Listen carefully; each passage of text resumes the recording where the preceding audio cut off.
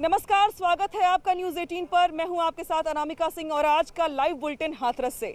आज हाथरस मामले को लेकर के एक बड़ी अपडेट सामने आई, जहां पर सुप्रीम कोर्ट में यूपी सरकार ने हलफनामा दायर करके ये कहा है कि हाथरस के नाम पर, एक न्याय की गुहार के नाम पर, न्याय में जिस तरीके से तमाम सियासी ड्रामा चलता रहा यहाँ पे, इसके नाम पर हाथरस को दंगे की आग में झोंकने की बड़ी साजिश थी, जिसके तहत लखनऊ, दिल्ली, प्रयागराज, इसके अलावा वाराणसी और आगरा समेत कई जिलों में ये सबूत पाए गए हैं, जहाँ पे पीएफआई और सिमी के लोग कोशिश कर रहे थे कि उत्तर प्रदेश में जो आग की लपटें हैं दंगे की, वो यहाँ पर दिखाई दे और लोग इसमें झुलसे। लेकिन ये भी यहाँ पर बात सामने आई है कि कुछ लोगों को अरेस्ट कर लिया गया है और इस पूरे मामले को लेकर के पुलिस अपनी कार्रवाई आगे बढ़ा रही है। हमारे साथ बातचीत करने के लिए ऋषभ लखनऊ से जुड़ गए हैं। ऋषभ, हमारी आवाज़ सुन पा रहे हैं क्या आप?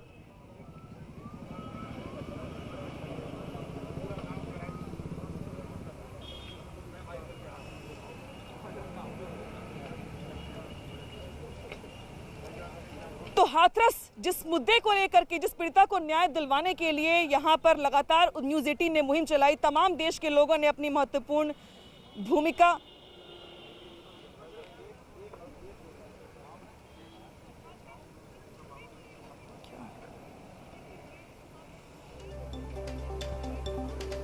और इसी वजह से आज हाथरस में ये हालात हो चले हैं कि प्रियंका गांधी आती हैं, राहुल गांधी आते हैं, देश के तमाम सियासतदान, बसपा के, समाजवादी पार्टी के तमाम नेता यहाँ पर आते हैं। लेकिन इसके बाद एक बड़ी खबर आती है जो वाकई में परेशान करने वाली है, हैरान करने वाली है, और वो खबर है कि इस हाथरस की घटना के जरिए पूरे उत्तर प्रदेश में सीएए एनआरसी की तर्ज पर फिर से एक बार आग की लपटों में झोंकने का प्रयास था। ये बात और है कि आज ही पुलिस की ओर से बड़ी कार्रवाई करते हुए 4 लोगों को अरेस्ट किया गया है। इन लोगों के पास से तमाम ऐसी आपत्तिजनक चीजें भी मिली हैं जो ये दिखाती हैं कि किस तरीके से हाथरस लोग आ रहे थे दिल्ली से चल करके, और उनका ये प्रयास था कि इस हाथरस में एक बेटी के न्याय की मुहिम को किसी और रंग में लेके जाए और पूरे प्रदेश को। हालांकि इस पूरे मामले को लेकर के मनोज तिवारी का क्या कहना है, ये सुनिए आप। कि हाथरस की घटना, इसमें पीएफआई या अन्य संगठनों ने फंडिंग देके जाति युद्ध कराना चाह रहे हैं। बड़ी सीधी सी बात है। क्या तब उत्तर प्रदेश सरकार सो रही थी? गुप्तचर विभाग सो रहा था, इंटेलिजेंस सो रहा था, पुलिस सो रही थी। अपनी नाकामी छिपाने के लिए उस साजिश का नाम दे रहे हैं।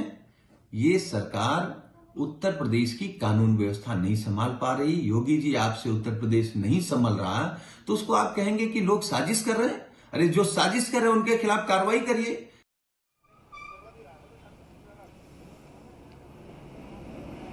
और इस पूरे मामले को लेकर मनीष शुक्ला का क्या कहना है, वो भी सुनिए जरा।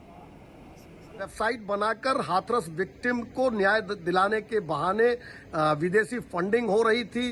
दंगे कैसे होंगे, उनके दौरान क्या क्या सावधानियां बरतनी चाहिए और गिरफ्तार होने पे क्या करना चाहिए, ये विस्तृत रूप से उस वेबसाइट में बताया गया था। अब कल मथुरा से 4 पीएफआई के सदस्यों की गिरफ्तारी इस बात की पुष्टि करती है कि जो सुरक्षा एजेंसीज थी उन्होंने सही दिशा में काम किया है और जो विपक्ष सहित विभिन्न लोगों की साजिश थी उसको बेनकाब किया है। और ऋषभ मणि इस पूरी खबर को लेकर लखनऊ से हमारे साथ जुड़ गए हैं। ऋषभ, यूपी सरकार ने सुप्रीम कोर्ट में भी ये बात कही है कि जिस तरीके से इस पूरे मामले को एक नया रंग देने का प्रयास किया गया, दंगे भड़काने के प्रयास किए गए, क्या अपडेट मिल रही है? क्या कुछ लोग और भी अरेस्ट हुए हैं या पुलिस की कार्रवाई कहां तक पहुंची इस मामले में?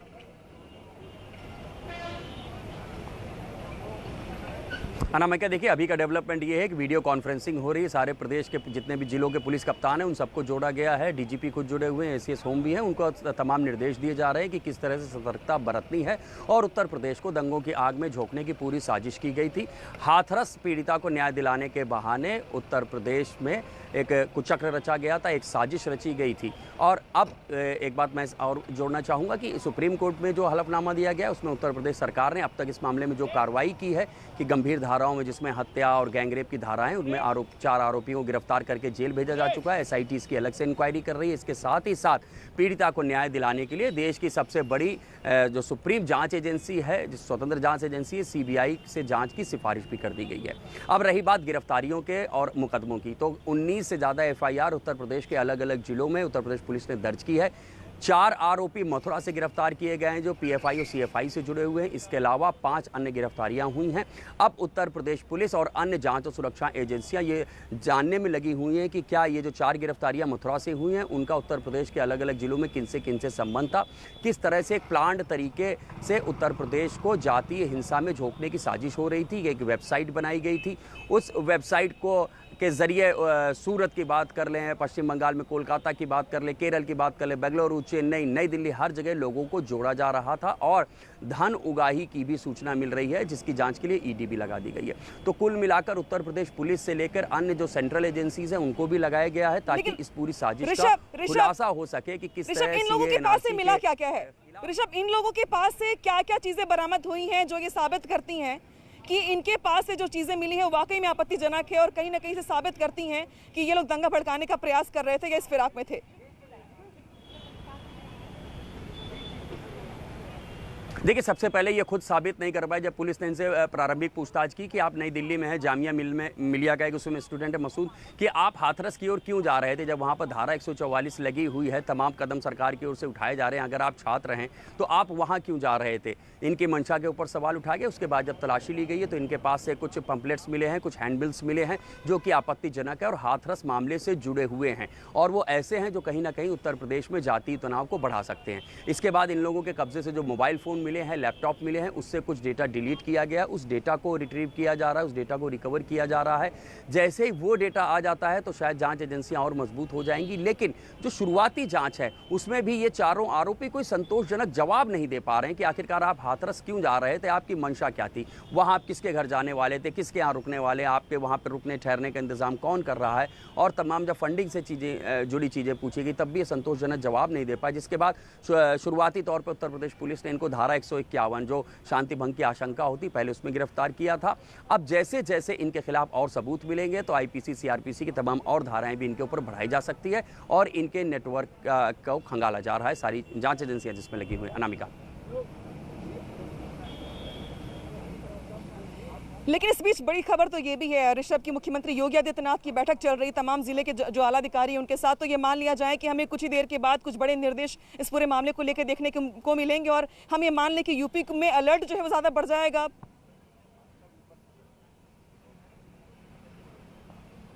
जी देखिए, खुफिया की ओर से लगातार इनपुट मिल रहा था और बीते 2-3 दिन के जो डेवलपमेंट्स है उससे एक बात साबित हो जाती है कि हाँ, उत्तर प्रदेश को एक बड़ी जातीय हिंसा की आग में झोंकने की तैयारी की जा चुकी थी, लेकिन सुरक्षा एजेंसियों ने जो प्रयास किए, जो प्रोएक्टिव पुलिसिंग हुई, उसके बाद ऐसा कुछ हो नहीं पाया।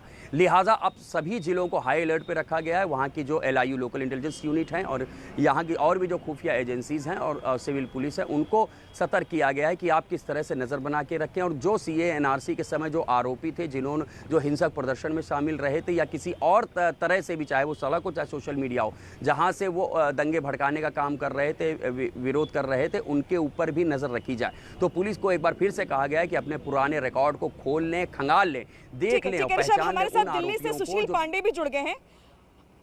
सुप्रीम कोर्ट में आज क्या रहा है? सुप्रीम कोर्ट में इस पूरे मामले को लेकर जब सुनवाई चल रही थी तो यूपी सरकार ने क्या पक्ष रखा है, सुप्रीम कोर्ट ने क्या टिप्पणी की है, ये बताने के लिए दिल्ली से जुड़ रहे सुशील पांडे। सुशील पांडे, ये बताइए कि जब इस पूरे मामले को लेकर सुनवाई शुरू हुई तो बहुत सारे गंभीर आरोप यूपी सरकार पे भी लग रहे थे, लेकिन यूपी सरकार की ओर से क्या दलील दी गई इस पूरे मामले को लेकर के? देखिए अनामिका, साफ तौर से हाथरस का जो पूरा मामला था उस मामले को लेकर जो हलफनामा दाखिल किया गया उत्तर प्रदेश सरकार के द्वारा वो बेहद अहम और महत्वपूर्ण है। उत्तर प्रदेश सरकार की तरफ से जो हलफनामा दाखिल किया गया उसमें सबसे महत्वपूर्ण बात उस पीड़िता के क्रिमिनेशन को लेकर दाखिल किया गया था, क्योंकि क्रिमिनेशन को लेकर उत्तर प्रदेश सरकार पर लगातार विपक्ष और सोशल मीडिया पर लगातार सवाल खड़े करते चल भी रहे थे और लोग बोल भी रहे थे, जिस पर सुप्रीम कोर्ट में यूपी गवर्नमेंट ने ये बोला है कि फैमिली के मेंबर्स की रजामंदी और वहाँ पर हालात और ना बिगड़े। जैसा आप अभी बता भी रही थी कि चूंकि इस पूरे मामले में जातीय हिंसा को लेकर कहीं ना कहीं जो कदम है इंटरनल वो बढ़ाए जा रहे थे, जिसको लेकर यूपी सरकार की तरफ से ये बड़ा कदम उठाया गया। सबसे महत्वपूर्ण बात इस मामले में सुनवाई के दौरान जो फिलहाल सॉलिसिटर जनरल हैं उन्होंने ये कहा कि पीड़ित परिवार को लगातार बरगलाने की कोशिश की गई तमाम विपक्ष के बड़े नेताओं के द्वारा। जो मुआवजे की राशि थी उसको 50 लाख करने की भी बात कही गई। तो ये साफ है कि सुप्रीम कोर्ट में उत्तर प्रदेश सरकार ने उन तमाम तथ्यों को रखा और ये भी कहा कि उत्तर प्रदेश सरकार सरकार इस पूरे मामले में अनामिका इस पूरी जांच को पूरा करने के लिए सक्षम है, लेकिन जिस तरह इस पूरे मामले को बढ़ा चढ़ाकर उत्तर प्रदेश की जो छवि है, यानी कि योगी आदित्यनाथ की सरकार की जो छवि है, उसको धूमिल किया जाना चाहिए था। ये एक बड़ी साजिश थी, इसलिए इस मामले में सीबीआई जांच इनिशिएट करने की आवश्यकता थी और इसीलिए एक राष्ट्रीय जांच एजेंसी को इसमें शामिल करना बेहद जरूरी था। उत्तर प्रदेश सरकार ने रिकमेंड कर दिया है सीबीआई इंक्वायरी के लिए।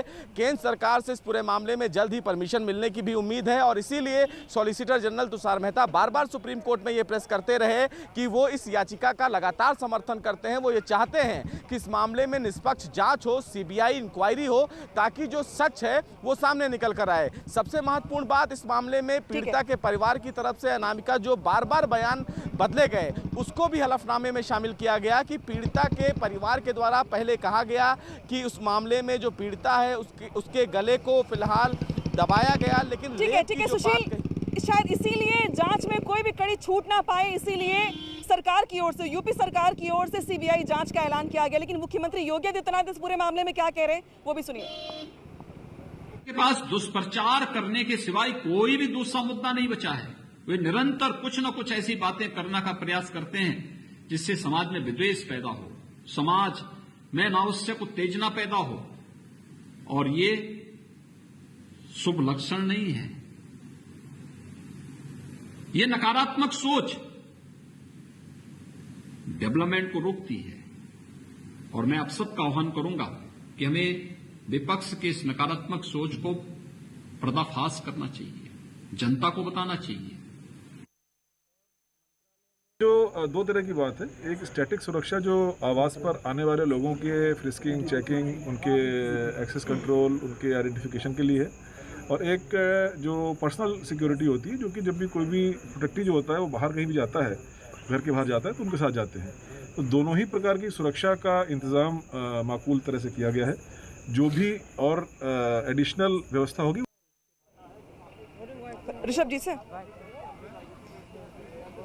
और ऋषभ हमारे साथ लगातार बने हुए हैं, सुशील पांडे भी हमारे साथ दिल्ली से बने हुए हैं। ऋषभ, मुख्यमंत्री योगी आदित्यनाथ खुद भी ये बात समझ रहे हैं, तमाम मीटिंगों में उन्होंने ये बात भी उठाई है कि कुछ लोग ये चाहते हैं कि यूपी में विकास रुक जाए, कुछ लोग ये चाहते हैं कि उत्तर प्रदेश के विकास को किसी और दिशा में मोड़ दिया जाए, और कुछ ऐसा ही हमें दिखाई भी दे रहा है पूरे उत्तर प्रदेश में जिस तरीके से इनपुट्स आ रहे हैं और आप जिस तरह से इन्फॉर्मेशन दे रहे हैं। अब क्या ये मान लिया जाए कि सख्ती पुलिस की ओर से ज्यादा बढ़ जाएगी क्योंकि कुछ लोग ऐसे हैं जो हाथरस को किसी और दिशा में ले जाना चाहते हैं? ऋषभ,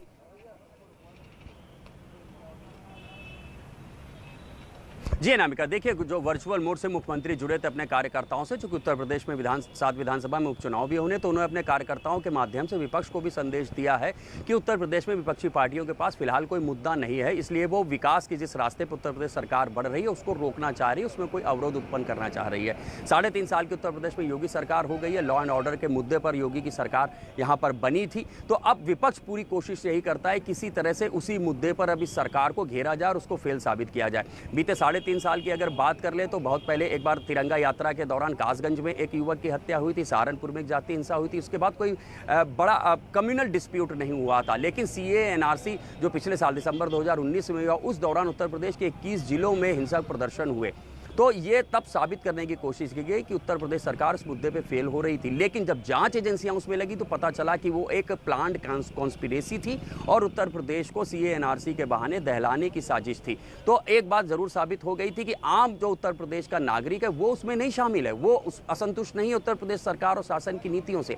लेकिन तमाम ऐसे संगठन हैं पीएफआई जैसे जो ये कोशिश कर रहे हैं, कोई एक मुद्दा चुनते हैं, कोई एक मुद्दा उठाते हैं और जनता में अगर कहीं बिल्कुल बहुत शुक्रिया ऋषभ आपका पूरी जानकारी के लिए। फिलहाल वक्त है छोटे से ब्रेक का, हाथरस से बुलेटिन लाइव जारी है, ब्रेक के बाद। और एक तरफ जहां पर हाथरस में पीड़िता के लिए न्याय की गुहार लगाई जा रही है, तो वहीं दूसरी ओर एक वर्ग ऐसा भी है जो यहाँ पे पंचायत कर रहा है और पंचायत का ये मानना है कि जिस तरीके से हाथरस को सियासी रंजिश देने का प्रयास किया जा रहा है, एक नया रंग देने का प्रयास किया जा रहा है, वो नहीं होना चाहिए। हाथरस की जो तस्वीर है जो अब तक थी उसको बदनाम करने का प्रयास किया जा रहा है और इसीलिए आज 2 गाँव की पंचायत बुलाई गई और बहुत सारी बातें तय भी की गई। देखिए रिपोर्ट। हाथरस में न्याय की लड़ाई अब सियासी रंजिश बन गई है और हालात ये हो चले हैं हाथरस के भीतर कि यहाँ पर आज 2 गांव की पंचायत की गई है। इस पंचायत में ये तय किया गया कि जिस तरीके से हाथरस जो कभी शांत था, सुकून में था, जहाँ पर जात पात जैसी कोई चीज़ नहीं थी, जहाँ पर गांव की शादी में पूरा गांव इकट्ठा होता था, वहाँ पर हालात ही क्यों हो गए। लेकिन जो पंचायत हुई है, जो तस्वीर है उसकी मैं वहाँ पे दिखाना चाहूँगी मैं आपको कि देखिए सैकड़ों की संख्या में यहाँ पर बुलगड़ी और बगना 2 गाँव हैं जिसके लोग यहाँ पे इकट्ठे हुए हैं। ये तय किया गया बुजुर्गों की ओर से कि भाई ये हालात क्यों बने। हालांकि मज़े की बात यह है कि इस गांव की जो महिला प्रधान है वो इतनी बुजुर्ग हैं और महिलाएं खुद इस बात से डबडबा जाती हैं, इनकी आंखें ये सुन करके कि इससे पहले उन्होंने अपने पूरे जीवन में ना कभी ऐसी कोई कहानी सुनी ना देखी, लेकिन इस उम्र में आने के बाद उन्हें अपने गाँव में ये सब देखने को मिल रहा है। गाँव में जो चल रहा है उसको कैसे देखती हैं आप? कितनी तकलीफ होती है देख के बहुत जी घबराता है मेरा। और ये कहता है कि ये हुआ तो हुआ क्या है, मुझे नेता लोग करवा रहे हैं, इस हाथरस जिले को बदनाम करवा रहे हैं, इनको शर्म नहीं आती है। कितना बढ़िया मेरा जिले में हो रहा था। देखो छेची माँ है, उसमें प्रोग्राम होता है, आसपास के रिश्तेदारों के सब लोग आते हैं, सातों जाति आती है, कोई दुर्भाग्य नहीं है। और इनने ऐसा जाति पाति का कोई चक्कर नहीं, कोई नहीं है जाति वाति का, सबकी बहन बेटी। ये क्या है? ये क्या है? धमकी दी गई थी मैम, धमकी दी गई थी। हमारे भाई को धमकी दी गई थी। इन्होंने एक अच्छी पोस्ट जो रियलिटी है वो पोस्ट शेयर कर दी थी फेसबुक पे, इसलिए भीम आर्मी वालों की तरफ से इतनी इनको धमकी दी जा रही है, तुम्हारी बहन बेटी उठवा लेंगे, तुमको रास्ते में देख लेंगे, तुमको गोली मार दी जाएगी। जी, हमने गांधीवादी विचारधारा से एक अनशन किया था कि निर्दोषों को मतलब फंसाया न जाए और दोषियों को सजा मिलनी चाहिए कड़ी से कड़ी। इसी चक्कर में भीम आर्मी वालों के मेरे रात पर कॉल आते हैं, दिन में भी आते हैं। सर मैं दिखा चुका हूँ, रिकॉर्डिंग भी है मेरे पास। कंप्लेन किया आपने? उसी के लिए मैं जा रहा हूँ, अब रिपोर्ट करने के लिए लेके जा रहा हूँ। आप लोगों को ये लगता है कि गांव में तो जो हुआ वो हुआ, लेकिन बाकी लोगों को खूब मौका मिल गया सियासी चमक? उन्हीं की देन है जो करा रहे हैं। हाथरस में आग लगाने का काम उन्होंने ही किया है, भीम आर्मी वालों ने। जी, हमारी पंचायत में क्या तय किया गया? आज पंचायत नहीं जुड़ी, मैडम। हम ये कहना चाह रहे हैं, एक बेटी की जान चली जाती है और ये कुछ पार्टियां जैसे भीम आर्मी हो गई, कांग्रेस हो गई, ये अपना रोटी सेकने के लिए, वोट बैंक के लिए खाली सिर्फ निर्दोषों को फंसा रहे हैं और दोषियों को छुड़वा रहे हैं। ये कौन सा न्याय है? इसलिए ये सब कुछ हो रहा है, जो भी कुछ हो रहा है, इतनी पब्लिक इकट्ठा हो रही है, सिर्फ न्याय के लिए हो रही है। तो दोषियों को छोड़ दिया जाए, दोषियों को फंसाया जाए, निर्दोषों को छोड़ दिया जाए। ठीक है, तो ये वो लोग हैं जो सालों से इस गांव में रह रहे हैं और तकलीफ इस बात की है कि इस गांव को बदनाम करने का प्रयास किया जा रहा है उन सियासतदानों के जरिए जो सिर्फ अपनी सियासी रोटियां चमकाने के लिए हाथरस का रुख कर रहे हैं, परिवार से जाके मुलाकात कर रहे हैं, पूरा दिन यहाँ पे सियासी ड्रामा चलता रहता है।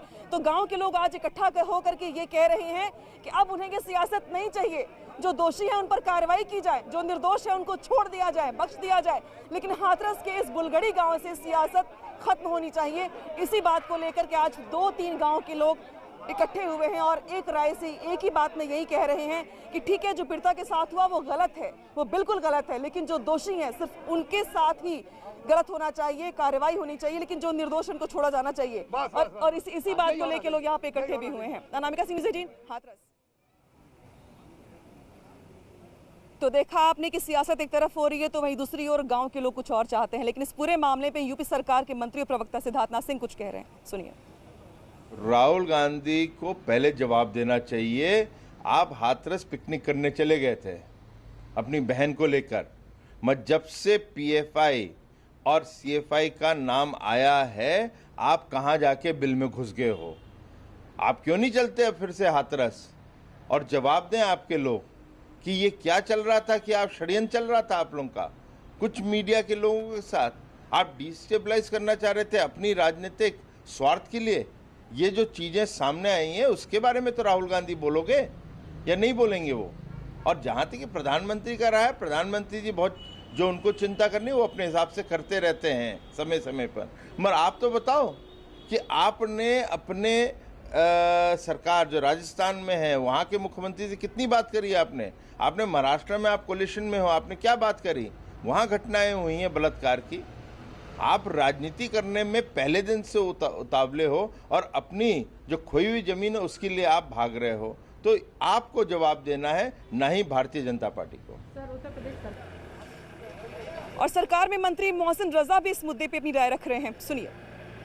देखिए, आज आपने जो प्रश्न किया, हाथरस कांड के पीछे उसकी आड़ में एक बार फिर से हमारे देश में और उत्तर प्रदेश में वही एक संगठन सामने आया है जिससे पहले सिमी हुआ करता था और अब ये नए रूप में आया है पीएफआई बनकर। सिमी भी हमारे देश की एक प्रतिबंधित आतंकी संगठन है और उससे निकले हुए लोग, संगठन को बैन कर दिया गया था, लेकिन उससे निकले हुए लोग, जो लोग थे जिन्होंने वो संगठन बनाया था, उन्होंने पीएफआई की स्थापना की और पीएफआई आज हमारे देश में वही आतंक का काम कर रही है, वही आतंक फैलाने का काम कर रही है जो काम उन्होंने सीए के दौरान किया था। पूरे देश में आग लगाने का प्रयास किया था। उत्तर प्रदेश में